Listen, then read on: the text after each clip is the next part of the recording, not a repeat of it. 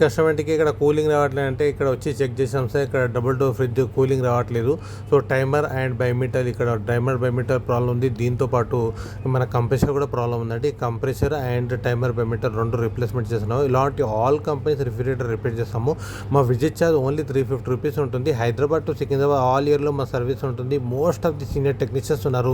చాలా తక్కువ ప్రైస్లో రీజనబుల్ ఛార్జెస్ రిపేర్ చేస్తారండి. ఇక్కడ కొత్త కంప్రెషర్ రిప్లేస్మెంట్ కూడా చేస్తున్నాం. చూడండి ఎంత జెన్యూన్గా రిపేర్ ఉంటుంది. ఎంత పెద్ద ఇష్యూ ఉన్నా within half an hour work complete అయిపోతుంది.